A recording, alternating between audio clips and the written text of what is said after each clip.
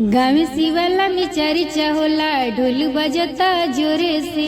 घरवा में मन लागत नहीं कि सुनले बानी तबे से। गाँव शिवाला में चर्चा होला, ढोल बजता जोरे से। घरवा में मन लागत नहीं कि सुनले बानी तबे से।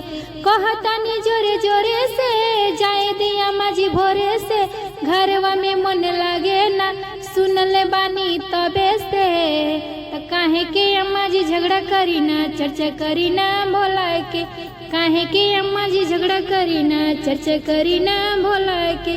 तिलो लगाई गोड़ो दबाई, सेवा करब दिनो राती जी।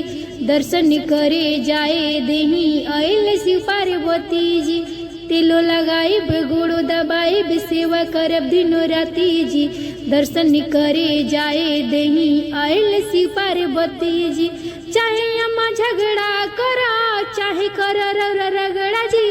हाथवा जोड़ी कहतानी जय दे एक बारी जी। त काहे के अम्मा जी गारी दही ना, चर्चा करी ना भोला के।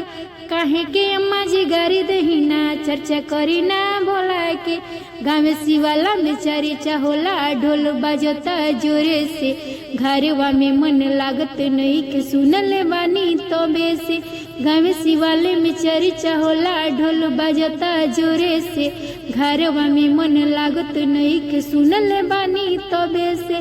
कहतानी जोरे जोरे से, जाए दे अम्मा जी भोरे से।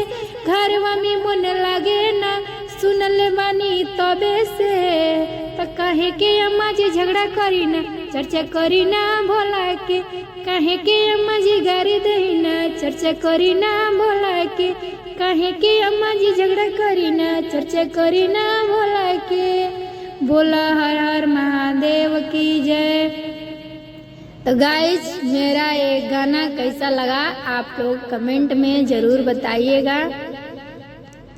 बोलिए हर हर महादेव की जय।